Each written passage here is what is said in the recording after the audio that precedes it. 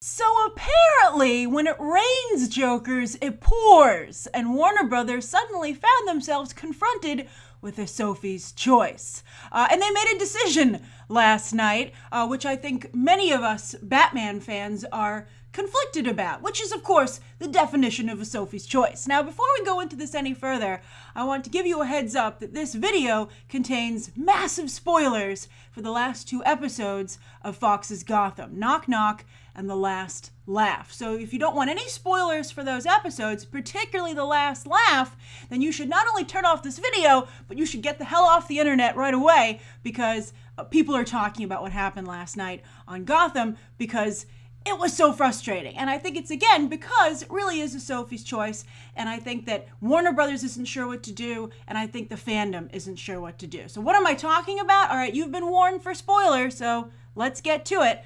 Last night on Gotham, after a glorious 2-episode run, they killed off Cameron Monaghan. Monaghan's, I want to get his name right. Everyone's just calling him Jerome, because I think that he's, we'll see how the actor deals with this going forward, if this performance will haunt him forever, which will be kind of sad because he didn't get to do it for very long. But Cameron Monaghan, Monaghan's Joker, was killed off last night on Gotham. And I think that was done to save Jared Leto's Joker. Now, I have a theory about how Gotham might not be a casualty of this choice, hopefully. Like, when I watched the episode and they killed him at the end of it, first of all, I was like, you might be a hero to the citizens of Gotham, Theo Galvin, but to the fans of Gotham, we want your head on a spike. I mean, like, way to make the entire fandom hate you and can't wait for your comeuppance. But I think that this is salvageable and might actually be something pretty unique and special if the show can pull it off. But let's talk about the larger discussion first, and that's that Jerome's Joker was likely, I think, killed off because Warner Brothers needs to protect Jared Leto's Joker, which they've spent an entire amount of, like, much more money on than they did on the show Gotham. And if they have to save one, they're going to save Suicide Squad, which, you know, not only they spent more money on, but has the potential to pull in a lot more money. All right, so let's chronicle the rise of the Jokers, right? They've really stayed away from this character since Heath Ledger's very tragic passing. And many people wondered if anyone could follow in Heath Ledger's footsteps. But then, as I said, when it rains Jokers, it pours, because we have 2 very compelling performances at the same time. Now, it all really kind of began, you know, the character Jerome was introduced in the first season of Gotham, but he was part of a number of teases as to who could be the Joker, right? He didn't become anywhere near as potent as he became in season 2. And I think it's interesting, by the way, that, you know, anytime the Joker showed up post Heath Ledger, you know, and I don't know if this is attributable entirely to Heath Ledger or also to Jared Leto and Cameron Monaghan, but it's interesting to see that the character is inspirational to the real life populace as he is to the populace of Gotham. And I think that's both neat and kind of disturbing. But anyway, at Comic-Con, of course, the Suicide Squad trailer just blew up, right? Jared Leto, we got to see him in action as the Joker. It just captivated the public, and the trailer was originally leaked and was in such high demand that Warner Brothers was forced to officially release it, where it took off like a rocket and surpassed the officially released Batman vs. Superman, like trailer 2. Also, to much less fanfare at Comic-Con, Cameron Monaghan was there, and he crashed the Gotham panel. And he, you know, taunted Jim Gordon, Benjamin McKenzie, as security guards hauled him out of the room. And people who were there said it was pretty awesome, and it was eerily reminiscent of, you know, what you expect of the Joker. And so that was the beginning, I think, of the murmurs that something special was happening here. But, you know, a lot of people didn't pay attention to it because a lot of people weren't paying attention to Gotham. People did not enjoy season 1. I did, but a number of people didn't like it, particularly in the fandom. And you had almost like a little bit of a Fantastic Four situation going on there, where people were not only disliking Gotham, but were like vehemently opposed to it. Like, you would see recappers who would just trash the show instead of even giving it a chance. But then, lo and behold, these 2 episodes air on Fox. Now, it started last week with Knock Knock, and Gotham, by the way, started trending. Gotham, I think, has hardly ever trended before Cameron Monaghan's Jerome, aka the Joker. So many names came along, and there's a point to that we're going to get to. But it was like a phenomenon to see, and it was so rewarding as a fan of Gotham to see it finally trending on Twitter. However, I have to say that I had a love-hate relationship with Jerome's version of the character, because in Knock Knock, he was so violent and in a really disturbing real-life way that I actually had to turn Knock Knock off. I was like, I can't take it. I think that throwing people off of innocent people, by the way, off of a building is too much. And that's always been a line that I've even been a little uncomfortable with in the comics, right? Like, do you make sure that your victims have done something kind of wrong, like they're corrupt citizens, they're scum of society, even if they might, be part of the 1%, et cetera, et cetera. Some kind of like, oh, well, it's okay because these people sinned, right? But, in Knock Knock, I felt they were having Jerome kill people who were truly innocent. And it was just, and I felt, especially in today's society with, the problems we're having with the mentally ill and gun control, I don't think that really necessarily belongs on TV. So that's a whole different discussion, though. But I decided to tune in again because I love Gotham, and also the darn show keeps trending on Twitter, and I like to be part of a party. So I was like, everybody else is watching, and I'm going to try it again.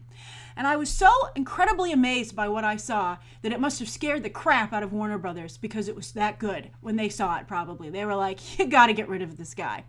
Because in the last laugh, the magic show sequence with both Jerome's Joker, or whatever you want to call it, Joker, Joker, the origin of the Joker disease, which I'm going to get to in a moment, and Barbara as a fill-in Harley Quinn, was so good, from not just their performance, but the way the scene was put together and the music choice, that I truly felt like I was watching Batman the Animated Series, which is the highest compliment that you can pay anyone who's working in the Batman mythos post that show, right?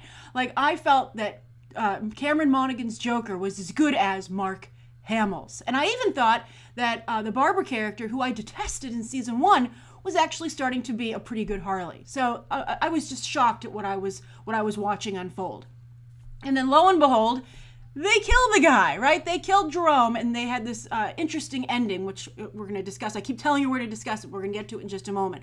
But I think that even if Warner Brothers wasn't, per se, oh, he's too good, kill him off, I really do feel that they don't want to have a competing Joker, specifically a specific actor to compete with Jared Leto when Suicide Squad hits next year. I just think it's bad business, and I think it actually handicaps Jared Leto in not only playing the character, but let's face it, trying to do something new with him. He and David Ayer are trying to reinvent the Joker, and some of us are coming slowly on board with that. We're like, but first we were all like, what the hell? But then we were like, okay, I kind of see where you're going with this. It's interesting, it's modern, it's new, let's try it, right? But then I think that it's very dangerous to have this Joker on Gotham pull the fandom back to old school Joker. Because let's face it, that's what he was playing, right? When I watched The Last Laugh, I felt like I was watching not only Batman the Animated Series, but like every comic book I've ever read with the Joker come to life. It was that good. So I think if you want to take a character somewhere new, you can't have him hitting the bullseye in a different but similar medium in the old school manner, right? So that Joker had to go to save Jared Leto and David Ayer's Joker, or at least to give it a fighting chance. Now, what do I think? Why do I think this isn't just ruined the show of Gotham, right? I think a lot of people felt that way. I saw a lot of people tweeting last night, well, that was stupid. I'm done with this show. You killed off the best character. But here's the idea. If you can't have a competing Joker, why not, as they very cleverly said at the end of the episode, or implied, laughter is contagious, right? Because some people were saying, when they reviewed this, I was checking out like all the buzz on the episode, and people were like, oh, how do you have the Joker after this? He's just a copycat. He's just a copycat of Jerome. Batman can always just call him out and be like, you're a copycat. This isn't even your original material, buddy. And as any comedian knows, stealing somebody else's routine is like the worst thing you can do. But here's my theory. There will never be a single Joker in the world of the Gotham television show. It is contagious like laughter. It's a disease, and it will hop from person to person. And Jerome was just the zero patient, right? When you see like the movies like Contagion and everything, like he's the little bat that pooped on someone's food and gave all of humanity this horrible virus, right? Anyone who's seen Contagion will get what I just talked about. And how fitting that I used a bat, considering we're talking about a Batman character. But anyway, I think that that's very clever that to the idea that Batman's never fighting just one person, right? Like, he never knows who Jerome will inspire next. And it just hops around from person to person. So even if someone does kill the Joker, you can't get rid of him. And I think that plays into the real world inspiration that the character has for humanity, which, again, is neat and also terrifying. And I have to say, I think we need to give a shout out to Scott Snyder, who's having a serious, influence, maybe not so much on the movies, but definitely on this show. Because not only are they doing the Court of Owls storyline that they've said, and I think, some viewers are saying they're starting to see it. I didn't like the Court of Owls storyline, so I'm not as in tune to it as they start to tease it. But I definitely see shades of what Scott Snyder tried to do with the Joker, and that he's immortal. And perhaps it's not a single individual that's immortal, but it's this idea, this disturbing laughter that jumps from person to person.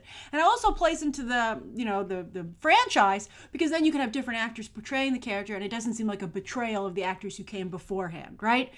They're just the next person to catch, like, the Joker disease. And I think that's really sophisticated, actually. And if Gotham can pull that off, that would be just so compelling. And I think it could still end up being just as equally dangerous to Jared Leto's Joker, because that's a really fascinating idea. So we'll see. I'm curious. What do you think? What was your initial reaction to what happened on The Last Laugh last night? And how do you feel a little better after our discussion right now? And do you think there can be two Jokers at the same time? Do you think Warner Brothers is worried over nothing? But if you agree with them, who would you have sacrificed Jerome on Gotham to protect Jared Leto and David Ayer's version? Write your thoughts down below. And I think the big takeaway from this is that the Joker character, it started with Heath Ledger, but it really has become bigger than one person, from actor to character to medium. And I think that's fascinating. All right, so it's so interesting to see life imitate art, right? Instead of the other way around. All right, thank you so much for tuning in. You can check out some other episodes right now. And again, leave your comments down below. Bye.